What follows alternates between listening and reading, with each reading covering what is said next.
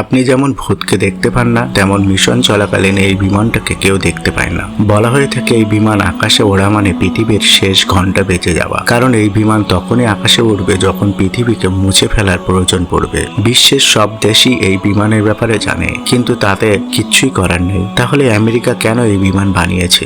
এই বিমানে এমন কি আছে যে জাতিসংঘ আমেরিকার হাতে পৃথিবীর কণ্ঠ ছেড়ে দিয়েছে?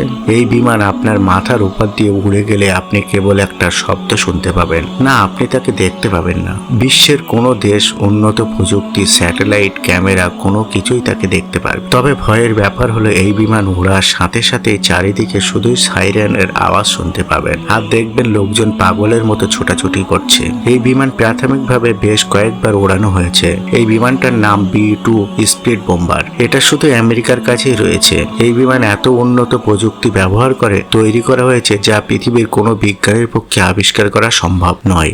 বিশ্বের বড় বড় বিজ্ঞানীদের মতে আমেরিকা তাদের এরিয়া আটকে রাখা এলিয়েনদের কাছ থেকে এই বিমান বানানোর প্রযুক্তি চুরি করেছে। চলুন বিমানটাকে আপনাদের আরেকটু কাছ থেকে জেনে নেই। B-2 বোম্বার এমনভাবে ডিজাইন করা হয়েছে যা বিশ্বের উন্নত র্যাডার, স্যাটেলাইট, ক্যামেরা কোনো কিছুতেই ধরা পড়ে না। রীতিমতো কালো জাদুর মতো কাজ করে এই বিমান। পুরো প্লেনটা দেখতে একটা উড়ন্ত পাখির মতো।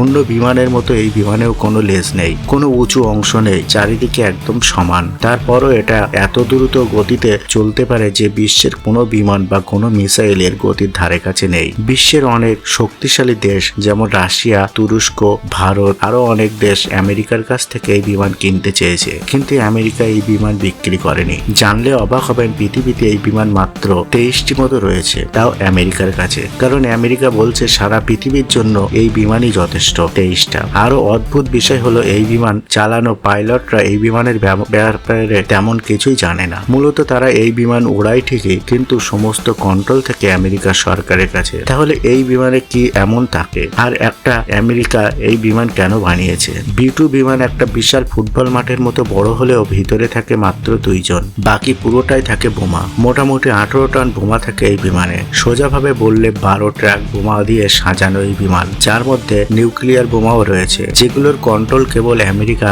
সরকারের কাছে থাকে। সব থেকে অবাক করার বিষয় হলো এই বিমান একবার জ্বালানি নিয়ে উড়লে 11,000 কিলোমিটার টানা উঠে পারে, মানে পৃথিবী একবার ঘুরে আসতে পারে ধরাছোঁয়ার বাইরে থেকেই। এই বিমান জাতিসংঘ নিষিদ্ধ করলেও আমেরিকা এখনো এই বিমানের মোহরা দেয়। অনেক বিজ্ঞানী বলে থাকেন এই বিমানের টেকনোলজি এলিয়েনের কাছ থেকে শেখা, কারণ 1989 সালে যখন এইটা প্রথমবার আমেরিকা নিয়ে আসে তখনকার সময়ে পৃথিবীর কোনো টেকনোলজি দিয়ে এমন একটা বিমান তৈরি করা অসম্ভব ছিল, কিন্তু এখন পর্যন্ত এটা পৃথিবীর সবচেয়ে ভয়ঙ্কর ও সবচেয়ে উন্নত টেকনোলজি ব্যবহার করে তৈরি করা বিমান। এই বিমান তৈরি করতে খরচ হয়েছে প্রায় $2 বিলিয়ন, আমাদের দেশের টাকায় প্রায় 22,000 কোটি টাকা। একটা প্লেনের দাম দিয়ে ছোট্ট একটা দেশ চালানো যায়, এমনকি এর 1 ঘন্টা ওড়ার খরচই কয়েক লাখ ডলার। চলুন এবার আপনাদের বলি আমেরিকা এটা কেন বানিয়েছে। আমেরিকা এটা তৈরি করেছে তৃতীয় বিশ্বযুদ্ধের জন্য। এটা বানানোর মূল কারণ হলো যুদ্ধের সময় বিশ্বের সব দেশ যদি আমেরিকাকে চেপে ধরে তখন এই বিমান পুরো পৃথিবী ধ্বংস করে দেবে।